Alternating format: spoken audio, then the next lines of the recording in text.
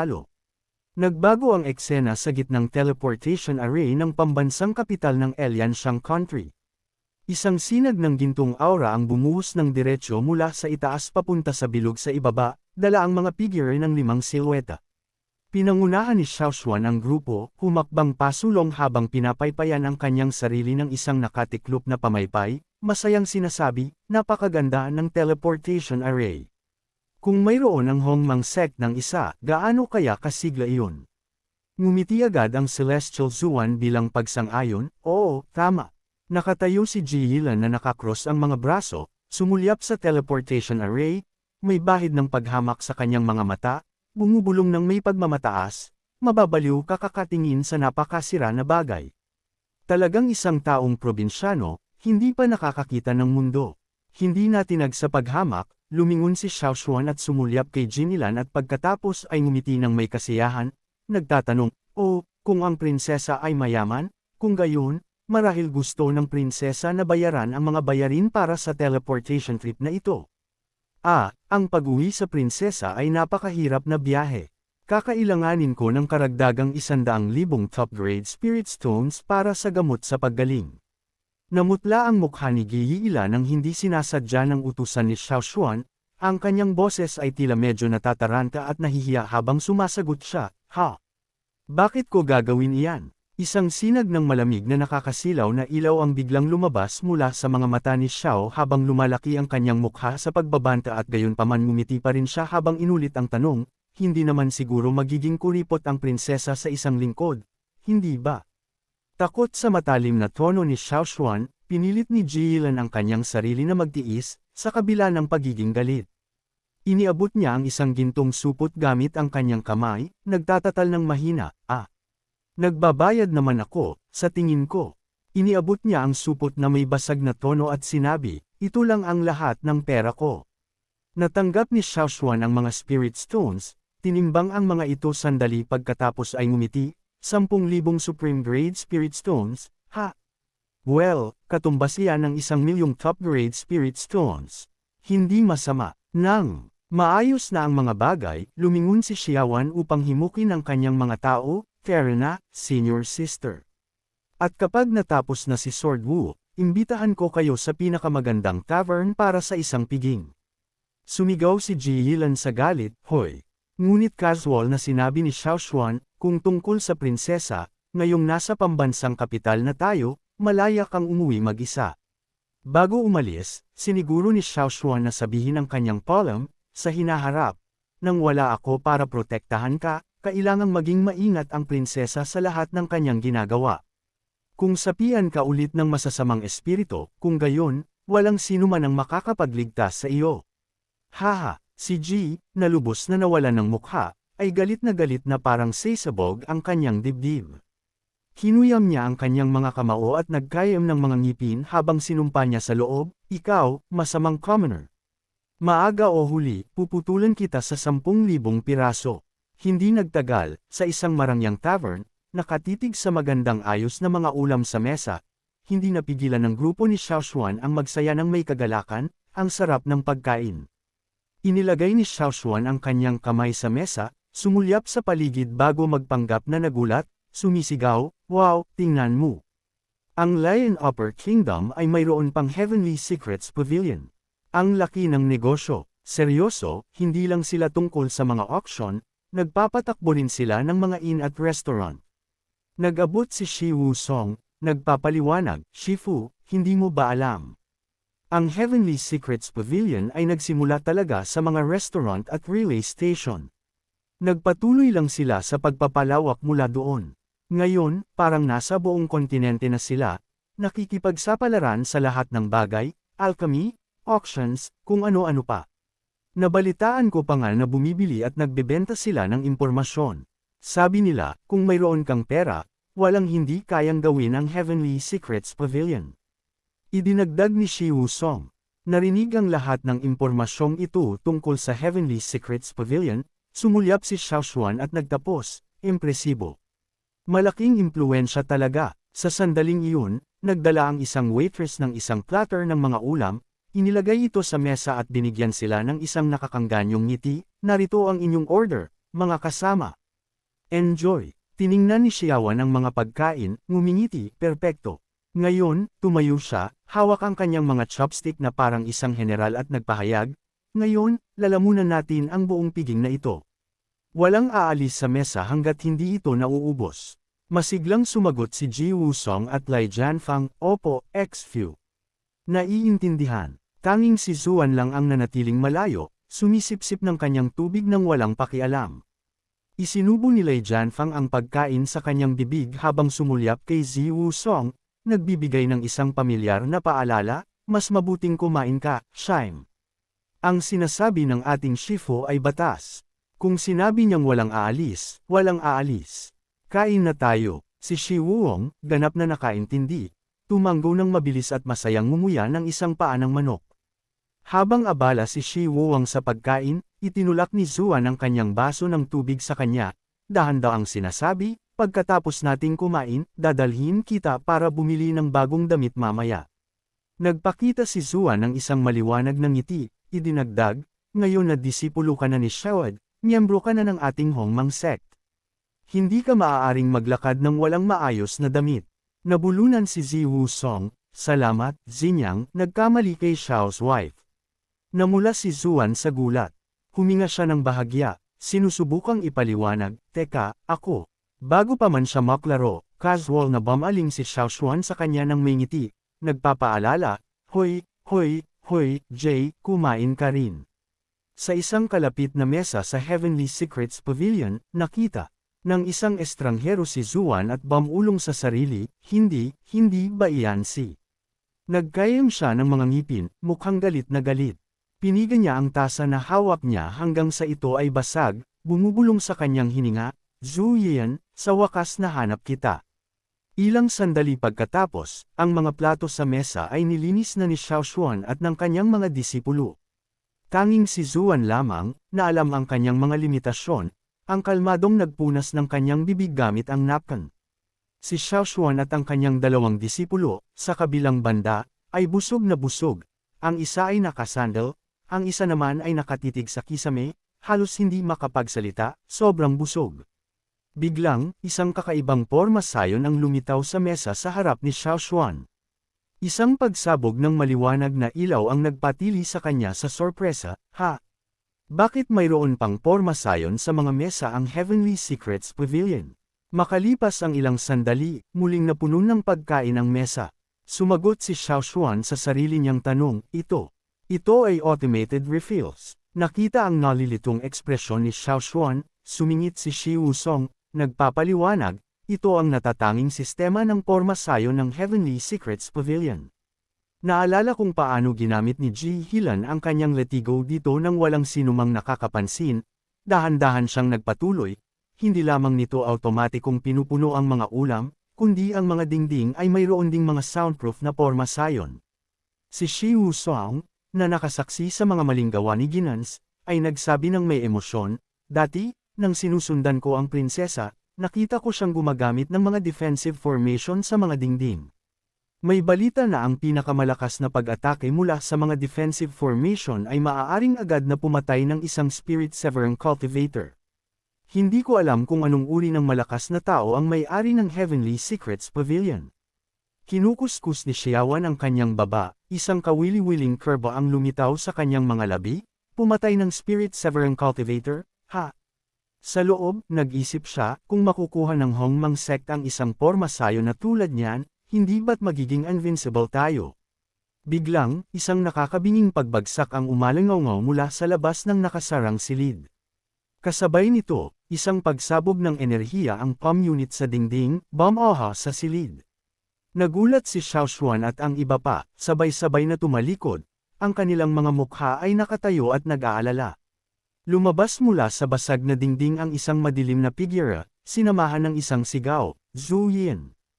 Ang lalaking nakaitim mula sa susunod na silid, ang kanyang mukha ay puno ng hangarin ng pagpatay.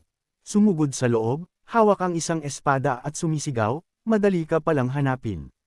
Narinig siyang tumatawag ng kakaibang pangalan, nagtanong si Xiao Xuan na nalilito, Juan, sino yan? Tinitigan ni Zuan ang lalaki, walang sinasabi, ngunit nag-iisip, Juan, Ang tagal na simula nang marinig ko ang pangalang iyan. Narinig ko na ang aking kapatid na babae ay ngayon ang pinakamalakas na eksperto sa henerasyon ng kabataan ng Lion Upper Kingdom. Marahil hindi naman masamang mabuhay. Nakita ang nalilitong tingin ng grupo ni Xiao Xuan, ang lalaking nakaitim ay nagalit, sumasabog sa loob, nakatingin ng masama at sumisigaw, nagpapanggap kang hindi mo ako kilala. Mayabang niyang hinati ang hapagkainan sa dalawa gamit ang kanyang espada, nagdilim ang kanyang mukha habang marahas niyang inakusahan si Zuan, ikaw, babae, ang puso mo ay talagang malupit. Nagalit siya kay Xiao Xuan at Zuan, patuloy na nagbubulungan, matagal kitang hinabol at hindi mo man lang ako binigyan ng pangalawang tingin, ngunit ngayon nandito ka, kumakain kasama ang gwapong ito. Kung papatayin ko siya sa harap mo ngayon, hindi ba dapat magbago ang ugali mo sa akin ng kahit kaunti? Natapos ang kanyang mga salita, sumugod siya kay Xiao Xuan, iniwagayway ang kanyang espada. Isang malakas na putok ang umalangaw sa harap niya at isang nakakasilaw na ilaw ang sumabog. Ang mga mata ng lalaking nakaitim ay nanlaki na parang poloka, ang kanyang bibig ay nakanganga sa lubos na pagkabigla. Casual na hinaharangan ni Xiaowan ang espada ng lalaki gamit ang kanyang pamaypay, may mahinang ngiti sa kanyang mukha. Oy, kayo dyan sa Heavenly Calculation Pavilion, nakita niyo iyan? Tama. Siya ang unang sumugod sa akin. Ibig sabihin, masisisi niyo ba ako sa pagtatanggol sa sarili ko? Sa wakas ay ibinaba ng sumasalakay ang kanyang espada, sumulyap sa likod upang makita ang mga tao ng Heavenly Calculation Pavilion. Napasinghap siya, kailan pa sila nakarating dito? Isang nakamamanghang kagandahan na may kaaya-ayang figura, si Jaylin, ay pinagdikit ang kanyang mga kamay sa isang magalang na pagbati, binigyan si Xiao Xuan ng ngiti na kasing liwanag ng bulaklak, pakiusap, gawin mo ang iyong sarili na parang nasa bahay, iginagalang na panauhin. Pagkatapos ay ibinaba niya ang ngiti, ang kanyang mukha ay naging seryoso at malamig habang iminungkahi niya, kung ayaw mong marumihan ang iyong mga kamay, maaari kong asikasuhin ito para sa iyo. Sumulyap si Xiao Xuan, nako, maliit na peste lang iyan. Ikanaway niya ang kanyang pamaypay ng walang pakialam, na parang nagtataboy ng langaw.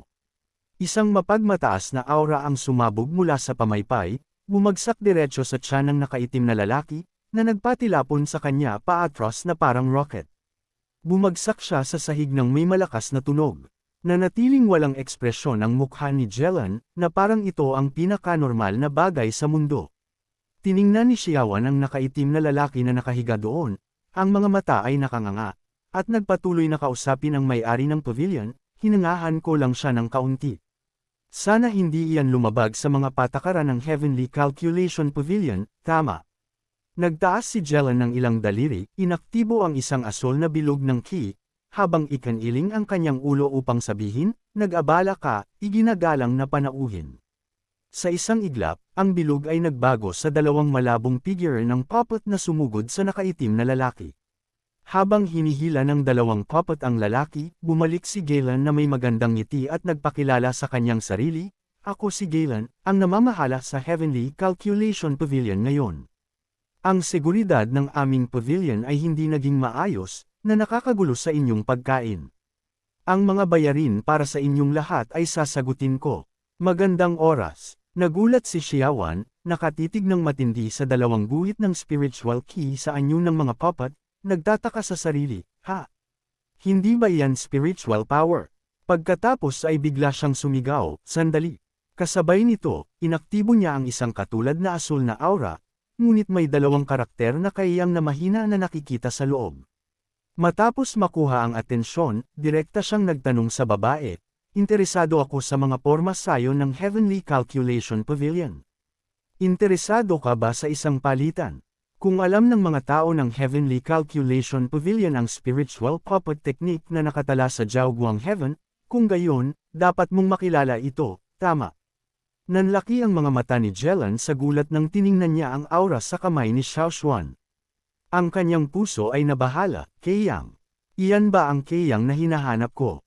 Maaari rin ba siyang isang taong nakakuha ng mana ng Void Abyss Immortal Emperor?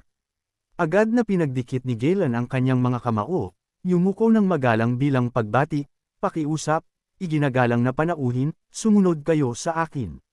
Bago umalis kasama si Gilan, hindi nakalimutan ni Xiao Xuan na bumalik at magbigay ng panuto, kayo. Maghintay kayo dito sandali. Makalipas ang isang sandali, sa isang pribadong silid, nagbuhos si Gilan ng tsaa para sa kanyang panauhin, nagsasalita, hindi ko pa naitatanong ang iyong pangalan. Maaari ko bang malaman kung ano ang iyong ipapalit sa pormasayo ng Heavenly Calculation Pavilion? Mahinang sumagot si Xiao Xuan, tawagin mo lang akong Xiao Xuan. Pagkatapos ay itinuro niya ang kanyang hintuturo sa tubig na natapon sa mesa. Hindi nagtagal, nabuo nito ang mga salitang, Void Abyss Immortal Emperor's Remains, kay Yang. Itinuro ni Xiao Xuan iyon at dahan daw ang nagpatuloy, ngayon lang, nakita kong kayang gamitin ng Manager Jin ang spiritual power ng napakahusay. Naniniwala akong naiintindihan niya ang kahulugan ng mga salitang ito. Bahagyang sumimangot si Jalen, nagsimulang mag-isip.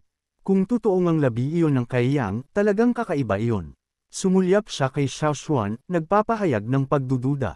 Tinanong niya, paano patunayan ni Xiao Shu na totoo ang lokasyon ng labi ng kay Yang?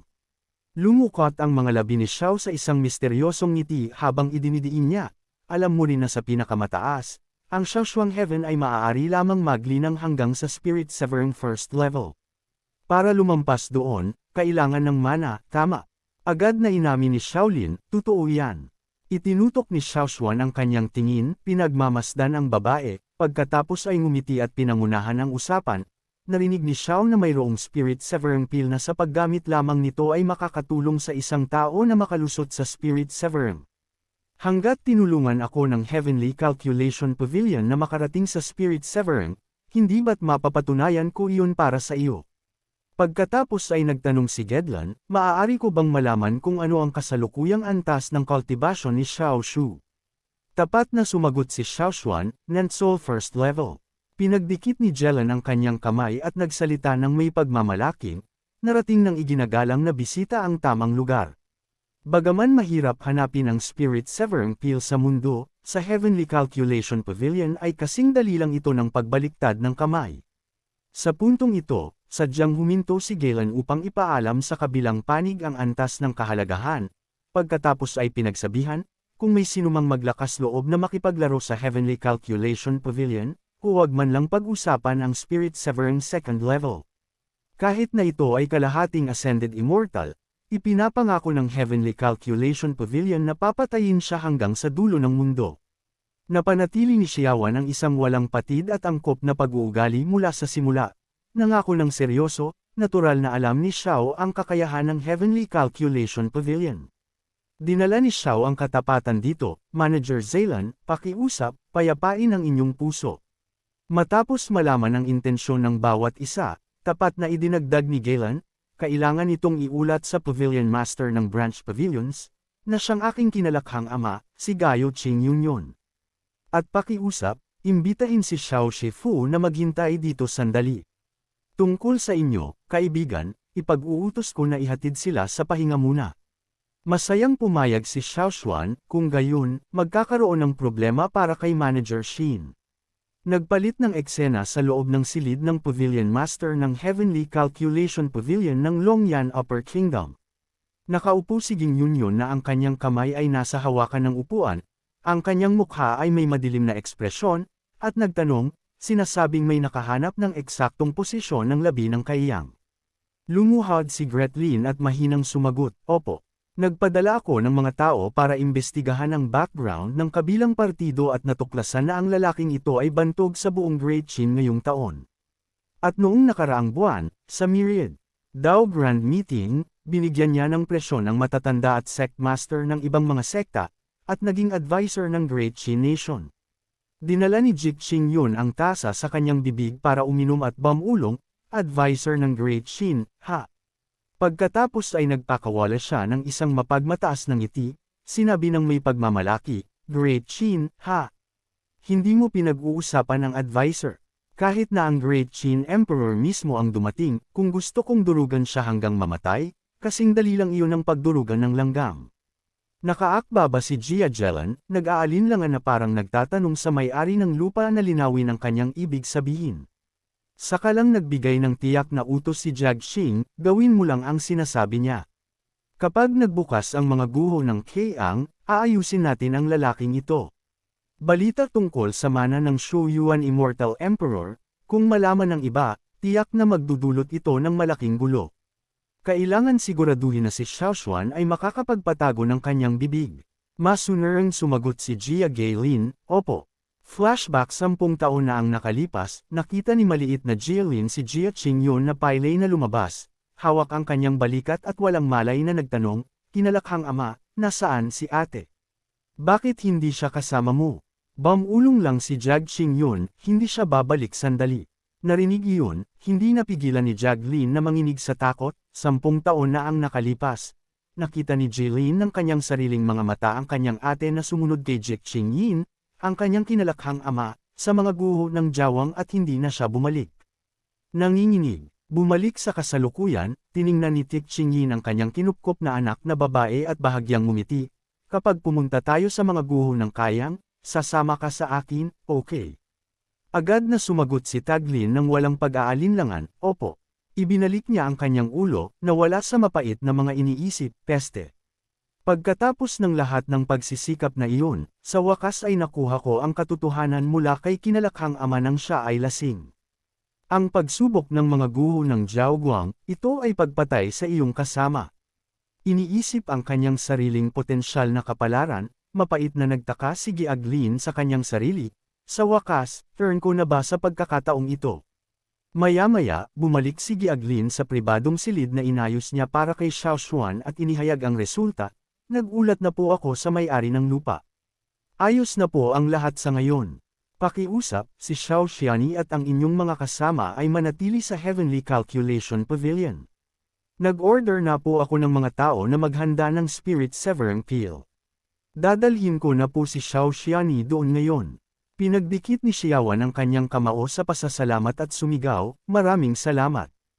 Tinuro ng server ang pintuan at sinabi ng may ngiti, iginagalang na panauhin, handa na ang silid. Pakiusap, sumunod kayo sa akin. Sumulyap si Jagwan kay Xiaoshuan, palihim na sinusukat siya, ang lalaking ito ay isang Dacian strategist, tumulong pa sa isang emperoress na hindi pa nakikita na umakyat sa trono. Ang lakas niya ay marahil higit pa sa Nent-Sulfur Stratum. Pagkatapos ng isang sandali ng pagmumuni-muni, isang mapangahas na ideya ang pumasok sa kanyang isip, paano kung makipagtulungan ako sa kanya? Sa pag-iisip nito, matapang na sumigaw si Jayagilan, Xiao Xiani, maaari ba kayong maghintay sandali? Hiniling ni Xiaoshuan ang kanyang ulo, may bahid ng pagkalito sa kanyang mga mata. Nagpalit ng eksena sa ibang lugar sa Heavenly Calculation Pavilion. Matagal nang naghihintay si Lin Fang at Zuan kay Xiaoshuan kaya't sumasakit na ang kanilang mga leeg. Sinabi niya nang naiinis, maghapon nang nawawala si Shifyo. Sinabi ni Wuwang na hahanapin niya siya. Bakit ang tagal nila? Hindi na nakaupo si Zuan at tumayo. Tatanungin ko, ang isang tao mula sa Heavenly Calculation Pavilion. Biglang, isang baliw ang lumitaw sa labas, sumisigaw ng malakas, Zuyan. Ama, alam kong nandyan ka, lumabas ka na rito. Ang mga tunog mula sa kanyang sigaw ay napakalakas na bumasag sa mga tile ng bubong at nagbasag ng mga nakatanim na halaman. Dumating ito na humahagibis patungo kay Lian Fang at Zuan na may mapanirang puwersa ng isang bagyo. Dahilan para sila ay matamba at mabasag ang mga muebles. Sumulyap si Zuan sa umuusok na mesa, medyo nagulat, sa dami ng lakas na ito, ang taong dumating ay marahil mas mataas kaysa sa Nent Soul Realm. Itinulak niya ang pinto at malakas na nagtanong, sino ang nag-iingay dito? Ang lalaking may mga kamay sa kanyang balakang at isang malaking sandata na nakasabit sa kanyang balikat ay mapanuksong sumulyap. May nakakilala sa kanya at sumigaw, tingnan niyo. Hindi ba yan ang one-year-old ancestor ng Asher Sparrow Upper Kingdom? Siya ay isang spirit severing powerhouse. Si Shi Wuwang, na pinipigilan ng dalawang lalaki na hawak ang kanyang braso, ay kinaladkad sa harap ni Zuan at Lai Jianfang. Walang magawa siyang sumigaw para sa tulong, Zonyang. Galit na itinuro ni Lai Jianfang ang kanyang espada sa mga estranghero at nagtanong, sino ang mga taong ito? Ang usyosong pulutong na nagtipon upang saksihan ang kaguluhan ay nag-uusap-usap, hindi ba iyan si one-year-old ancestor? Hindi ba iyan ang Great Qin Sword Immortal Lai Jianfang? Kilala ko ang babaeng iyan, hindi ba iyan si Zhou family Zhou Yiyan? Bakit siya kasama ng mga tao mula sa Daqin? Bakit nagkakabanggaan ang dalawang grupong ito? Nakita ni Wang Jian old ancestor si Zuan at ngumiti ng masama, iniisip, sa wakas, lumabas na siya. Ibinagsak niya ang espada sa lupa, dahilan para basag ang mga tiles sa ilalim. Ang Wanjian Old Ancestor, Spirit Severing First Stratum, ay galit na galit, nagpakawala ng mga alon ng asol na galit. Tumingin siya ng masama at mapagmataas na inakusahan, Zhu Yian, ang aking disipulo ay baliw na baliw sa iyo. Kahit na hindi ka sumang-ayon, bakit kailangan mo siyang bugbugin hanggang sa halos mamatay? Si Zuan ay pagod na humawak sa kanyang espada, handa sa anumang mangyari, at itinanggi, nagkamali po kayo ng akala. Walang Zhou Yiyan dito, hindi ko po kilala ang inyong disipulo. Inakala ni Wani Old Ancestor na binabawi niya ang kanyang salita at mas lalo siyang nagalit. Namutla ang kanyang mukha habang umuungal, nagsisinungaling ka. May nakakita sa kanya na sumusunod sa iyo papasok sa Heavenly Calculation Pavilion. Hindi siya kalayuan sa likuran mo. At kaagad pagkatapos, binuhat nila siya na duguan. At sinasabi mo pa rin na hindi ikaw iyon. Habang sumisigaw, nagpakawala siya ng sword kui na umikot na parang buhawi upang takutin ang kabilang partido. Pinanatili ni Zhou Xuan ang kanyang kalmado at normal na pag-uugali, ngunit may bahid ng pagmamalaki at paghamak sa kanyang matatag na boses, kung gayon, tanungin mo siya kung ano ang ginawa niya para mabugbog ng ganoon kalala at maging duguan. Ang ganti ni Zuan ay lubhang nakasira sa pagmamataas ni Wanjian Old Ancestor, kaya't hinayla niya ang Green Interdiction Sword mula sa lupa. Itinaas niya ang kanyang espada at nagpa siya ng may galit na mukha, mukhang hindi mo balak na aminin ang iyong kasalanan ngayon. Kung gayon, sisirain ko ang iyong paglinang at itatali ka para maging laruan ng aking disipulo. Bahagyang lumabas ang mga salita sa kanyang labi bago siya sumugod na parang paniki na lumabas sa impyerno. Ang kanyang mukha ay iba't ibang uri ng kasamaan, nagpapakita ng purong banta. Ang kanyang mga mata ay naglalabas ng galit na masasamang sparks, na parang nakakainis na mga laser ng pagkamuhi. Ginawa ni Zuan ang isang galaw ng ninja, lumukso pabalik upang iwasan ang espada ng matandang kutuan. Kasabay nito, inilabas niya ang kanyang Qingzi Twin Swords, na nagpadala sa kanila na sumisigaw patungo sa kanya. Wala siyang pakialam, sumugod diretso at sumigaw ng buong lakas, bitawan si Wuang. Biglang ibinagsak ni Wan Jian Lao ang kanyang Qingdai Sword ng husto. Sa sandaling iyon, nagpakawala siya ng sword force na parang isang freakang kalasag, na hamarang sa pag-atake ng kambal na espada. Nakita ang kanyang mahalagang mga espada na naitaboy ng kapangyarihan ng espada ng kaaway, hindi napigilan ni Zuan ang pagpapawis ng labis. Sumigaw siya sa loob, hindi man lang makalusot ang Qing Twin Sword sa kanyang protectibong ling. Ngumiti ng mapanukso si Wan Jiano, hindi masama para sa isang babae. Ngunit kinuyam niya ang kanyang kamao, ng alap ng lingchi na parang magbibigay ng pinakamalaking suntok kailanman. Ikan-away niya ang kamao na iyon diretso sa tiyan ni Zuan at pagkatapos ay sumulyap. Ang agwat sa pagitan ng Spirit Severing at Golden Core ay hindi mo kayang tulay sa murang mga trick. Kinain ni Zuan ang suntok na iyon at agad na umubo ng dugo. Siya ay naitilapon paatras na parang isang rocket. Nakita siyang itinilapon na parang shooting star na nawawalan ng kislap, nag-aalalang sumigaw si Lai Jianfang, sect leader, dito. Namutla rin ang mukha ni Shiwang na panganga. Shimo, nang walang pag-aalinlangan, lumukso si Lai Jianfang pasulong, itinutok ang kanyang siyan-siyan sword kay Wanjian Lao Shu. Ngunit casual na hinawakan ng matandang aso ang talim gamit ang kanyang kamay. Hawak ng ganoon kadali, sumimangot si Lai Jianfang sa hindi paniniwala, nagkayam ng mga ngipin. Nagustuhan ni Wan Jianlozo ang pagkadismaya ni Lai Jianfang. Tumawa siya, hindi masamang espada, ngunit net soul level lang. Paano kung ialok mo ito sa akin at maging alipin ko? Habang nagsasalita, kinuyam niya ang kanyang kabilang kamao, handang suntukin si Lai Jianfang. Sa sandaling iyon, may isang lalaki na biglang lumitaw, sumisigaw, sa presensya ng Crown Prince, sino ang naglakas loob na maging walang galang? Hinaranggan niya si Lian Fang at iwinagayway ang kanyang kanang braso pataas upang malakas na harangin ang suntok ni Wan Jian Laos. Nagkaroon ito ng crimson aura na sumabog diretso pataas. Sumisigaw sa likuran niya, kinuyam ni Lianfang ang kanyang mga ngipin, nakahinga ng maluwag matapos ang pagliligtas ng estranghero. Nanlaki ang mga mata ni Shi Wuwang sa gulat. Siya ay walang imik.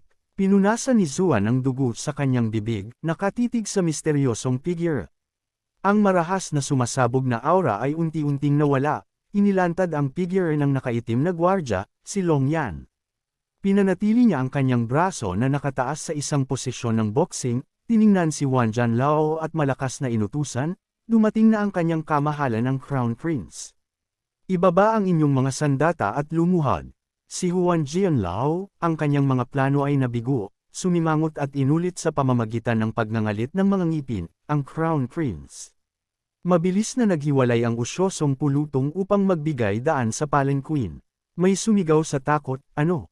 Ang Crown Prince. Ang lalaking nakaupo ng mataas at marangal sa loob ng palanquin ay inutusan ng matandang nakaitim na gwardya na nakikipagbuno pa rin kay Wan Jianlao na bumalik. Habang dahan daw ang inilagay ng apat na nagdadala ng palanquin sa lupa, lumuhad ng magalang ang mga tao sa magkabilang panig, pagbati, kanyang kamahalan ang Crown Prince. Si Zuan at Lai Jianfang ay pinagdikit din ang kanilang mga kamao bilang pagpugay, ang kanilang mga boses ay puno ng pasasalamat, Hong Mang Sek ng dinastiyang Dokon, Zuan, Lai Jianfang. Salamat sa inyong tulong, kanyang kamahalan. Nakatayo si Wan Xianlao ng buong pagmamalaki, nakasandal sa kanyang espada. Nakatingin ng mapanlaban sa Crown Prince sa palanquin ng walang bahid ng paggalang. Mayabang siyang nagpahayag, Long Yan Crown Prince, ano ang nagdala sa iyo rito? Hayaan mong sabihin ko ito una, kahit sino pa ang dumating, kung hindi ako makakakuha ng kasiyasyang sagot, huminto siya ng may dramatikong, pagkatapos ay ngumiti ng madilim at idiniin ang bawat salita, wala sa dalawang ito ang aalis dito. Kinuha ni Lion Shangguo Crown Prince Lion ang kamay ng tagadala ng palanquin, tumayo at dahan-daang lumabas, casual na sinasabi, ang iyong sekta ay mapagmataas. Ikanaway ni Crown Prince Jiziwan ang kanyang kamay at dahan-daang tinanong si Wan Jianlao, anong sagot ang gusto mo? Nang walang pag-aalinlangan, itinuro ni Wan Jianlao si Zuan na may masamang ngiti. Gusto kong sirain ang kanyang paglinang upang maging alipin ng aking disipulo. Bahagyang sumimangot si Jiwan, tiningnan siya ng may pagkadismaya ngunit pinanatili pa rin ang isang kalmado at magiliw na tono. Alam mo ba na ang babaeng ito ay nakakuha ng atensyon ng aking imperial father at magiging isang consort ng emperador ng Longyan Shanhua? Sa sandaling lumabas ang mga salitang iyon, agad na nagulantang ang mga nakapaligid na manunood. Ano? Gustong pakasalan ng ating Lion Shanghua o Emperor si Miss Su bilang isang consort. Nakakagulat na balita. Nakakagulat na balita. Hindi natinag si Wan Jian Old Ancestor, isang mayabang na ngiti ang lumilitaw sa kanyang mga labi. Kasabay nito, mapanlate niya ring sinukat ang lahat, hindi ba mas mabuti pa iyan? Makapaghihiganti ako sa aking disipulo at sampilan ang matandang bastardo na si Jinshu sa mukha. Parang pagpatay ng dalawang ibon sa isang bato. Ang tono na puno ng syncope, ang walang galang at mapanlate na pag-uugali ni Wan Jian Old Ancestor sa Lion Empire ay talagang ikinagagalit ng matandang nakaitim na gwardya sa tabi ni Crown Prince Lan. Namula ang kanyang mukha, sumigaw siya, kawalang galangan. Sa kabaligtaran, nanatiling walang pakialam si Jie Chuan, halos walang ngisi sa kanyang mga labi. Mas malala pa, ikanaway niya ang kanyang kamay patungo sa matandang nakaitim na gwardya at malakas na sinaway, huwag kang bastos. Kung masaktan mo si Wan Jian Old Ancestor at sirain ang relasyon sa pagitan ng Lion Empire at Qingqi Empire, kahit na may 10th ulo ka, hindi yan sapat para makabawi.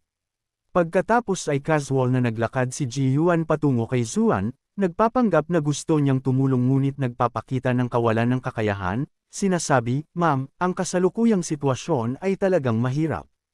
Bilang Crown Prince, ang casual na pananakit sa isang powerhouse mula sa Qing Empire ay hindi maganda para sa akin. Gayunpaman, pagkalipas ng isang segundo, nagbago ang kanyang ekspresyon, sumulyap kay Zuan na may matako na mata at isang ngiti, ngunit kung pumayag kang pakasalan ako bilang iyong asawa, magiging Crown Princess ka ng aking Lion Empire. Kung ang aking Crown Princess ay hinuhusgahan, ang paggawa ko ng aksyon ay lubos na makatwiran. Walang sino man ang makakagamit nito laban sa akin sa hinaharap. Ano sa tingin mo? Sumabog ang nakapaligid na pulutong sa isa pang kaguluhan, nanlalaki ang mga mata sa hindi paniniwala. Kahit ang Crown Prince, ito ay lubos na walang katotohanan. Sa sandaling ito lang nakita ni Zuan ang tunay na kulay ni Ji Yichuan. Nagalit siya sa loob, kaya pala, ang Crown Prince na ito ng Longgang Empire ay hindi talaga gustong tulungan ako sa sitwasyong ito. Gusto lang niyang kumita mula sa aking kasawian. Kung kailangan kong lumaban hanggang kamatayan. Habang iniisip niya ito, hinigpitan niya ang kanyang hawak sa Asher Twin Swords, nagpa siyang lumaban hanggang sa huli. Bigla, isang pamilyar at matunag na boses ang umalingaw sa hangin, "Teka!" Dahilan para sandaling kumibo sina Lai Jianfang at Zhu Zuan, pinipilit ang kanilang mga mata na makakita. Lumabas si Xiaowan na parang multo sa likuran ni Wan Jian Old Ancestor at marahas na iniwagayway ang kanyang espada upang atakihin. Naramdaman ng eksperto ng Qingqi Empire ang mapanganib na aura sa likuran niya at mahina siyang bamulong. Hindi inaasahan, ang espada ni Xiaowan ay tumama ng malakas sa lupa, dahilan para magkawasak ang ibabaw at magtilapon ang mga bato sa lahat ng dako. Hindi na makita si Wanji Old Ancestor sa puntong ito. Sumulyap si Xiaowan sa kanan, bahagyang ngumingiti habang pinupuri, "Bisita mula sa Qingqi Empire, mayroon kang ang mga kasanayan." Nakita si Wanji ang Old Ancestor na hawak ang kanyang nasugatan na balikat, nagngangalit ang mga ngipin at masamang nakatingin, casual na nagpatuloy si Xiaowan, "Para makaiwas sa isa sa aking mga atake, halos kwalipikado ka na bilang isang karakter." Ang paglitaw ni Xiaowan ay nagdulot ng kaguluhan sa mga manunood, isang huni ng pagturo at pagbubulungan, sino ang lalaking ito? Hindi tinamaan at pagkatapos ay kumikilos na parang siya lang ang mahalaga. Ang dal-dal, aatake na naman siya, malamang hindi man lang siya tinitingnan ni Wanjian Old Ancestor bilang banta. Sinulyapan ni Wanjian Old Ancestor ang sunog na sugat sa kanyang balikat, ganap na nawala ang kanyang mayabang na ekspresyon. Sa halip, isang bahid ng gulat ang kumislap sa kanyang mga mata. Ang aura niya ay nasa Spirit Severing First Level lang. Paano naging ganoon katikot ang kanyang sword technique? Ang aking Spirit Severing Level Physical Strength ay nasagi lang ng kanyang sword light ngunit napunit ang aking balat. Kailangan kong harapin ito ng maingat. Matapos pag-isipan, itinaas ni Wanji Old Ancestor ang dalawang kamay upang tipunin ang Asher Chi at inilabas ang kanyang sariling aura na parang isang malakas na paghiwa at inilunsad patungo kay Xiao Xuan. Nakaharap ang kalaban, marahas na iniabot ni Xiao Xuan ang kanyang Asher Undying Sword upang harapin at matalim na nagtanong, "Inuusig ang Sect Master ng Hongmang Sect. Pumili ka, putulin ang isa mong braso, o kukunin ko ang iyong ulo." Hinawakan ni Wanji an Old Ancestor ang Undying Sword gamit ang dalawang kamay, nakatitig ng masama at sumisigaw, "Bata! Huwag mo akong subukang guluhin." Paulit-ulit na nilamag ng Sword Chi mula sa Undying Sword ang mga kamay ni Wanji an Old Ancestor na parang mga guhit ng kidlat. Malinaw na narinig ang tunog ng pagbasag. Hindi nagtagal, umungal siya sa sakit at takot nang matuklasan niyang napunit ang kanyang mga kamay ng Sword Chi. Tumingin ng may pagbabante si Xiaowan sa kanya, isang masamang ngiti ang nakabitin sa kanyang mga labi, mukhang nakapagpasya ka na. Namutla ang mukha ni Wan Xian Old Ancestor, malapit nang bumagsak. Bahagyang kumukontra ang kanyang mga pupil patungo sa espada na nakatutok sa kanyang leeg, ngunit sinubukan pa rin niyang magpalamig. Nagbabanta, "Teka, hindi mo ako pwedeng patayin. Iginagalang ako ng Qingqi Empire. Ang pagpatay sa akin, baka magsimula ng digmaan ang Qingqi Empire sa Elian Empire." Nakita na mukhang mas malaki ang banta ni Xiao Xuan, hindi na naglakas loob na magpakita ng tapang si Wanji an Old Ancestor.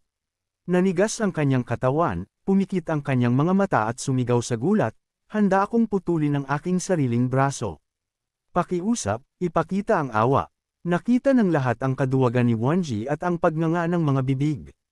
Si Wanji at ang Old Ancestor ay talagang umamin ng pagkatalo. Iyan ay isang Spirit Severing powerhouse. Malamig siyang tiningnan ni Xiao Xuan, curtly sinasabi, "Kung gayon, pakiusap, Wanji an Old Ancestor." Upang iligtas ang kanyang lumang buhay, wala siyang pagpipilian kundi ang kumagat ng gusto at lunukan ang kahihiyan. Nangyari na ito. Sabay-sabay niyang inaktibo ang kanyang kapangyarihan at binuwag ang kanyang sariling kaliwang braso. Tiningnan ang lahat ng nagulat na mukha, si Wan Jian Old Ancestor ay maaari lamang ibaba ang kanyang ulo ng mapait, hawak ang kanyang balikat habang umalis. Sa kanyang puso, galit siyang bamulong, hanggang sect, tatandaan ko ito. Tinitigan ni Ji Yishuan si Xiao Xuan, isang tanong ang nabuo sa kanyang isip, saan galing ang batang ito? Hindi man lang siya katapat ni Wan Jian Old Ancestor. Pagkatapos, lumapit siya kay Xiao Xuan, nagpapanggap na nagpapasalamat na may nakatuping kamao, maraming salamat, kaibigan, sa iyong tulong.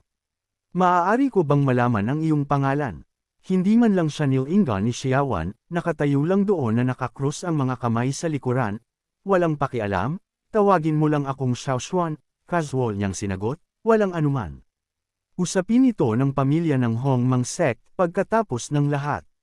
Sa katunayan, kami ang dapat humingi ng paumanhin sa prinsipe na hindi namin alam na ang isang hamak na rogue cultivator na may maliit na Asher Sparrow Division ay maaaring magdulot ng ganoong problema sa inyo.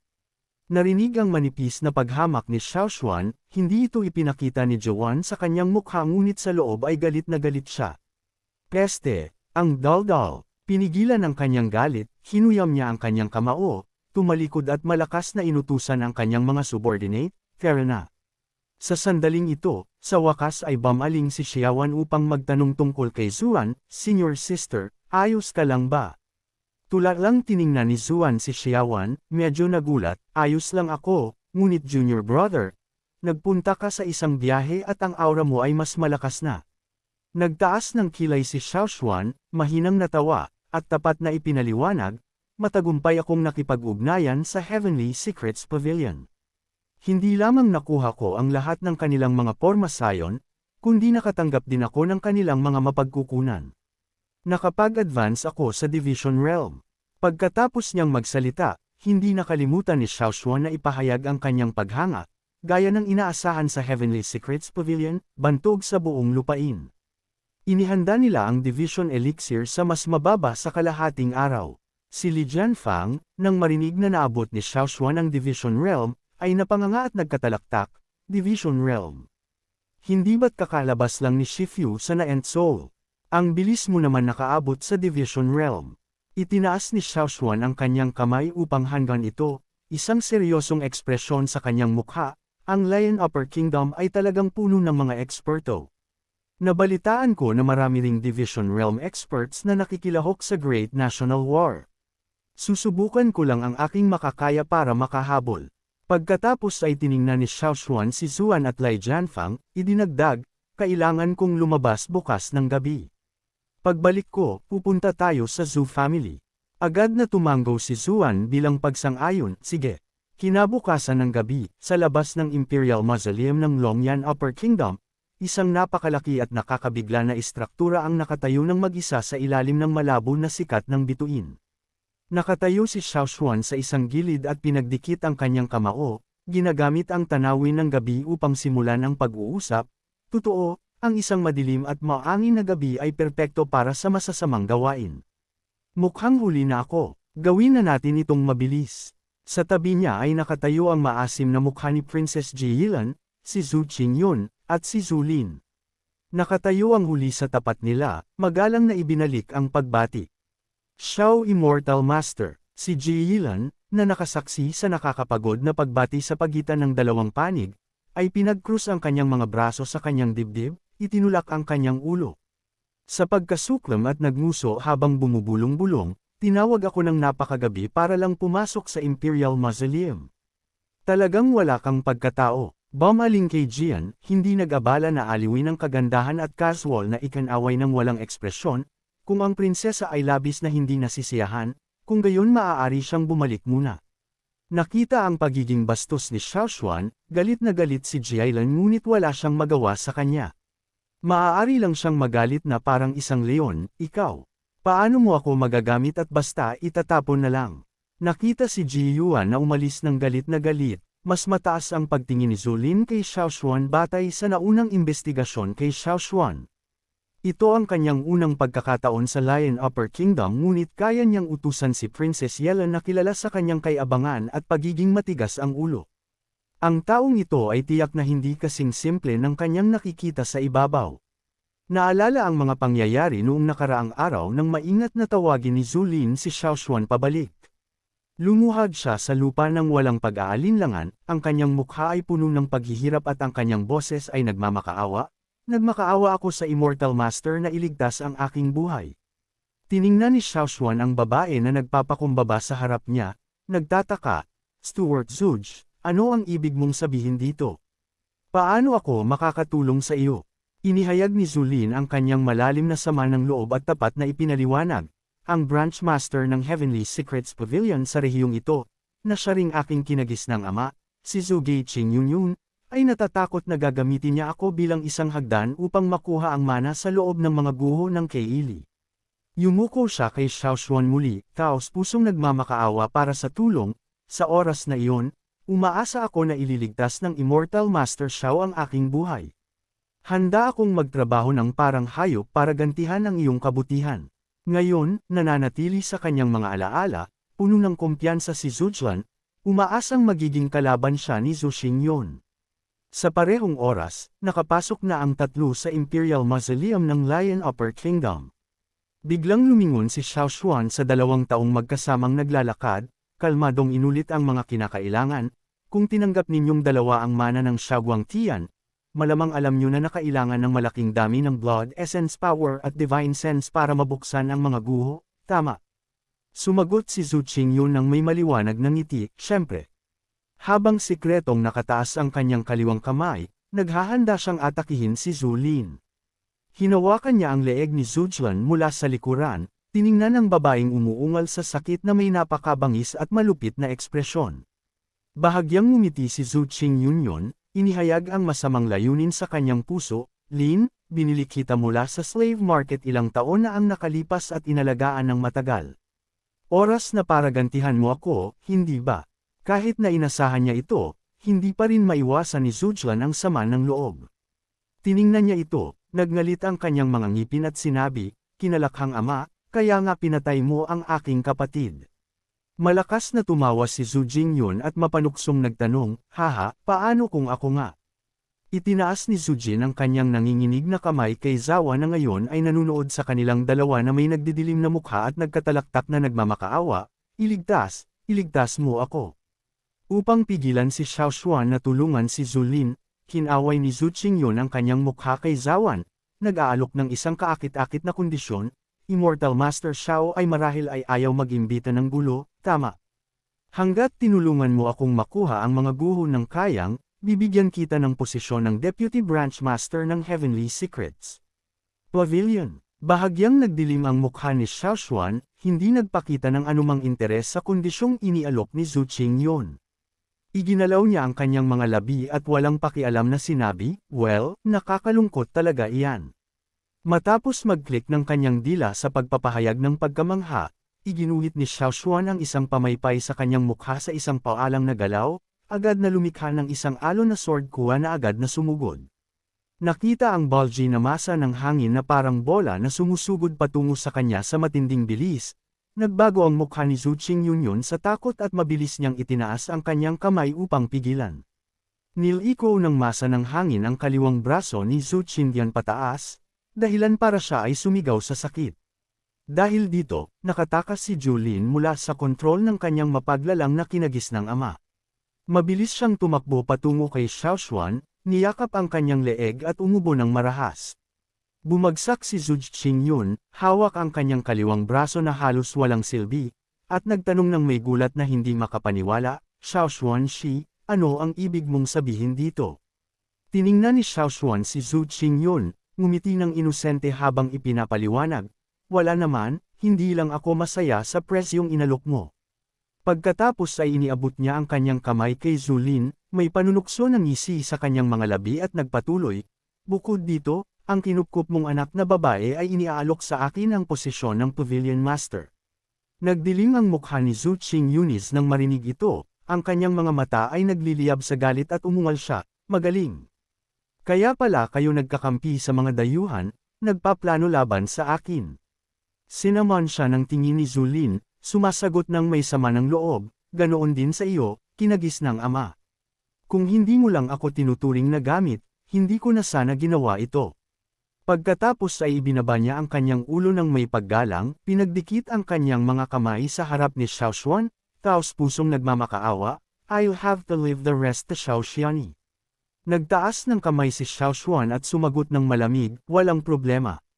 Mula sa palad ng kanyang nakataas na kamay, umagos ang mga ginto na enerhiya na parang umaagos na bukal, lumilipad patungo kay Zhu Qingyun sa direksyon ng kamay ni Xiao Xuan at pagkatapos ay bumabalot sa kanyang katawan, direktang umaatake sa kanya. Kinontrol ni Xiao Xuan ang enerhiya, itinaas si Zhu Qingyun ng mataas sa hangin, isinakripisyo ang kanyang spiritual power upang ilipat ito sa Dragon Formation Stellar Pillars na pumapalibot sa bilog na plataporma. Ilang sandali pagkatapos, nagkaroon ng tunog ng pagbasag at biglang niyanig ng marahas ang lupa sa ilalim ng kanilang mga paa, pagkatapos nito ay bumagsak ng malakas ang buong bilog na plataporma na naglalaman ng libingan. Nagulat si Zhujian sa kaguluhan, tumingin sa paligid at sumigaw ng may pagkamangha, parang ang Shaoguang Ruins noon. Ang mga nakapaligid na dingding ay mga larawan ng mga konstelasyon na gumagalaw. Tumitig din si Xiao Xuan sa paligid, sinasabi ng may kagalakan, ang mga guho ng Keiyang ay naaktibo. Ito ang tunay na mukha ng mga guho ng Keiyang. Iniisip ang nangyari noon, sumigaw si Zulin sa takot, ang mga guho ng Keiyang ay naaktibo. Ngunit hindi pa nga ako nakakalabas. Mga larawan ng kanyang nakatatandang kapatid na babae na sumusunod kay Zhu Qingyun sa mga guho ng Xiaoguangguang at hindi na bumalik ang kumislap sa kanyang isip, dahilan para manginig si Zulin sa takot. Nag-isip siya ng desperado, kapag naaktibo ang mga guho, isang tao lang ang makakaligtas. Maaari kaya na pagkatapos kong sa wakas makatakas kay Zhu Qingyun, mamamatay din ako sa kamay ni Xiao Xuan. Bigla, sa loob ng libingan, isang agos ng ginto na enerhiya ang sumabog ng malakas na parang bulkan, sinamahan ng isang nakakakilabot at nakakatakot na boses na nagsabi, "Oy, oy, mga dayuhan, alam ba ninyo na ito ang lupain ng mana ng Immortal Emperor Zhu Yuan?" Sa kalangitan, isang malakas at masiglang figure na naglalabas ng nagniningas na linggi ang lumitaw. Itinaas niya ang kanyang malakas na kamao, tumatawa ng malakas habang inihayag, "Kung gusto mong matanggap ang mana, kailangan mong tanggapin ang hamon. Ang makakaligtas hanggang sa huli ay kwalipikadong matanggap ang mana ng Immortal Emperor." Sumulyap si Zhu Jin sa likuran ni Xiao Xuan, nakaramdam ng kapaitan na bumangon sa kanyang puso. Pagkatapos ay sumimangot at bumulong ng hindi mapakali, ito pa rin ba ang resulta? Hinigpitan niya ang kanyang hawak sa espada sa kanyang kamay, na nagbabalak na gumawa ng hakbang laban kay Xiao Xuan habang sa loob ay nagsisisi ng may pagsisisi, "Patawad. Kahit ayaw kong mangyari ito, umabot na sa puntong ito." Bago pa matapos ni Zulin ang kanyang mga iniisip ng pagsisisi, mayabang na sumigaw si Xiao Xuan, "Sobra na ang daldal." Kasabay nito, itinulak niya ang Mar-Angel na Qingwu Sword patungo sa natitirang kaluluwa ng Keiyang. Hindi makapaniwala si Zulin sa biglaang pagbabago ng mga pangyayari at sumigaw sa gulat, "Ano? Maging ang natitirang kaluluwa ng Keiyang ay hindi inaasahang atakihin ng isang taong dumating upang hanapin ang mana." Kaya't hindi nakaiwas sa oras, tinamaan niya ang buong dulo ng espada sa kanyang dibdib. Tiningnan niya si Xiao Xuan nang may takot na hindi makapaniwala at galit na sumigaw. Sumugod si Xiao Xuan patungo sa kanya na parang kidlat, idinagdag ang isang malakas na suntok sa palad at inutusan ng may kapangyarihan, "Tumigil ka sa pagpapanggap. Dali, ibigay mo na ang mana." Ang natitirang kaluluwa ng Keiyang ay ayaw hayaan ang isang hamak na inapo na magdesisyon ng kanyang kapalaran at nagmura ng may galit, ang isang maliit na mortal ay may ganoong lakas. Talagang nakakainis. Matapos sabihin ang mga salitang iyon, unti-unting nawala ang kanyang espiritu at pagkatapos ay naglaho sa wala. Tiningnan ni Xiao Xuan ang nagniningas na ginto na enerhiya na kanyang natanggap sa kanyang palad at nag-isip, ito marahil ang pangalawang bahagi ng mana ng Immortal Emperor Zhu Yuan's Keiyang Heaven, ha?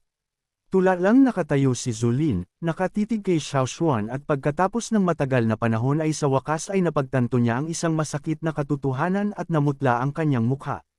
Nanginginig ang kanyang boses habang nagtatanong, "Ano?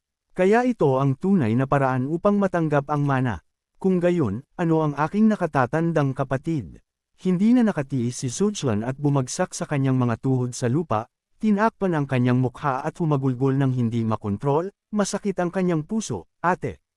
Ate, nagpalit ng eksena sa Heavenly Secrets Pavilion sa gabi. Oy! Ang boses ni Xiao Xuan ay umalangaw, umaaliw, ang patay ay hindi na maibabalik sa buhay. Ang mga namatay ay wala na. Ang mga nabubuhay ay dapat mabuhay ng maayos upang hindi ipagkanulo ang mga inaasahan ng mga wala na. Matapos makatanggap ng simpatiya at paghikayat mula kay Xiao Xuan, unti-unting napigilan ni Zhu Jin ang kanyang kalungkutan, yumuko ng magalang na may mga nakatuping kamay habang sinabi, "Salamat, Xiao Xuan, sa paghihiganti sa aking nakatatandang kapatid. Mula ngayon, buong puso akong tutulong kay Xiao Xuan sa pamamahala ng Heavenly Secrets Pavilion upang gantihan ang iyong kabutihan." Tinanggap ni Xiao Xuan ang kanyang katapatan na may isang banayad na tango, "Sige." Pinanood ni Xiao Xuan ang likuran ng babae habang siya ay umalis at nagsimulang mag-isip, magiging masyadong kapansin-pansin ba kung gagamitin ko ang network ng Intel ng Heavenly Calculation Pavilion upang hanapin ang mga bakas ng iba pang Immortal Emperor relics. Iniisip ito, kinuha ni Xiao Xuan ang mana na kanyang kakakuha lamang at tinitigan ito. Inilarawan niya ang mga ito na parang mga nesting dolls, pagkatapos ay sumimangot sa pagkalito. Nakuha ko na ang Key ang Heaven sa pamamagitan ng reward ng system, ngunit ngayon ay nakuha ko ang orihinal na Key ang Heaven mula sa relic.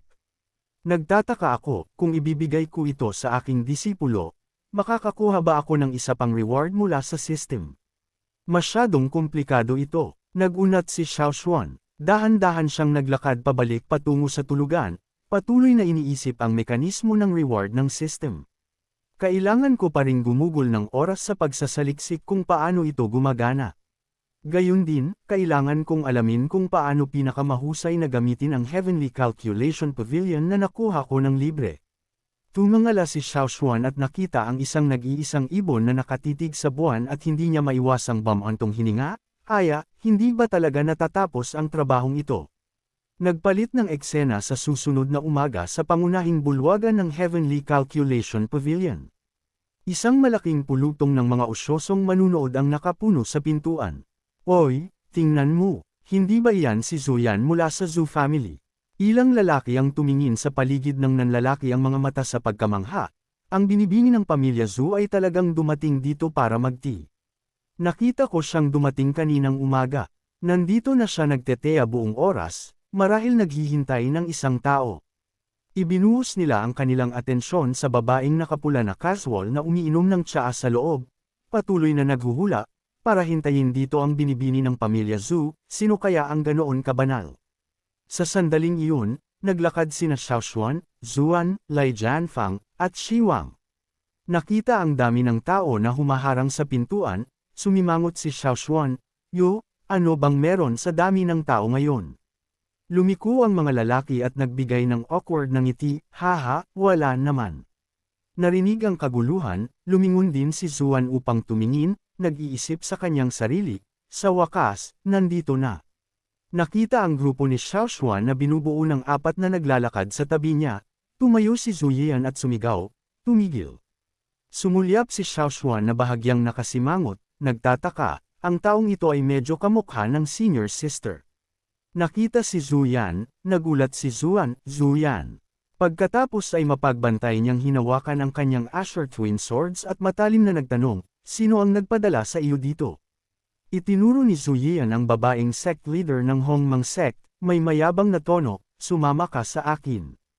Humakbang si Xiao Xuan pasulong at tumayo sa harap ni Zuan, hinaranggan ang kanyang daanan. Pinagkrus niya ang kanyang mga braso, ngumingiti ng maliwanag at nanunukso, alam kong maganda ang senior sister ko, pero hindi mo naman siya pwedeng saktan, hindi ba? Sinama ng tingin ni Zhu Yian si Xiao Xuan ng irritable, ang kanyang boses ay matalim. Mas mabuti kang hindi hamarang sa akin, kung hindi, huwag mo akong sisihin kung maging bastos ako. Habang nagbabanta, inabot ni Zhu Yian ang espada sa mesa, itinutok ito kay Xiao Xuan bilang babala. Ginamit ni Xiao Xuan ang kanyang pamaypay upang dahan-daang itulak ang espada ng kagandahan habang pinapanatili ang kanyang walang pakialam at pino na pag-uugali, binibini, naglalabas ka ng espada sa pinakamaliit na pagtatalo. Ano ang ibig sabihin nito? Tiningnan niya ng matindi si Zhu Yian, nag-iisip sa loob, Kung titingnan ng mabuti, talagang kamukha ng taong ito ang senior sister. Narinig ang senior sister na tinawag siyang Zhu Yian, baka nagkamali ang lalaking nakaitim noong araw na iyon at inakala niya siyang senior sister.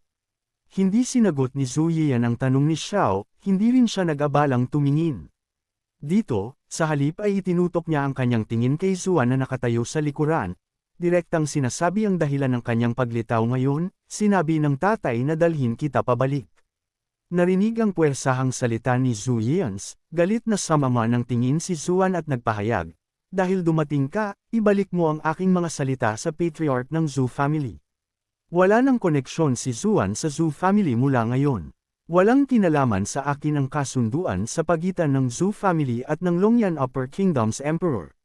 Narinig na gustong putulin ni Zuan ang mga tali at tanggihan ang responsibilidad ng pamilya, nagdilim ang mukha ni Zhu Yian sa pagkayamot. Sumigaw siya, kung gayon, wala akong pagpipilian kundi bugbugin ka hanggang mawala ng malay at dalhin ka pabalik. Kasabay nito, lumukso siya at iniwagayway ang kanyang espada kay Zuan ngunit naharang ang kanyang talam ng walang katapat na espada ni Xiao. Tumayo siya ng matangkad na parang pader, ang kanyang boses ay malamig at matatag. Gusto mong hawakan ang sect leader ng Hongmang sect. Kailangan mo munang dumaan sa akin. Isinuksok ni Zuan ang kanyang espada, sumasabog sa spiritual power sa kanyang palad at umungal sa galit, manggahas na pigilan ako. Ayaw kong sakta ng mga inosenteng tao, ngunit sa nasaksihan ng matinding sagupaan na ito, sumabog ang pulutong sa labas sa isa pang alon ng kaguluhan, paano magkakaroon ng isa pang babae na eksaktong kamukha ni Zuyan? Nabalitaan ko na ang pamilya Zhou ay may ganitong tao. Tingnan mo, mukhang inilabas na niyang Gang ang kanyang espada. Mukhang may magandang palabas na mapapanood sa loob. Sa loob, nagpapakawala ng spiritual power si Zhu Yian, naghahanda na magpakawala ng isang teknik. Ang golden spiritual energy at mga sword forms ay magkakaugnay at umikot sa paligid niya na parang buhawi. Like, comment, share, and subscribe naman dyan mga ito go. Maraming salamat po.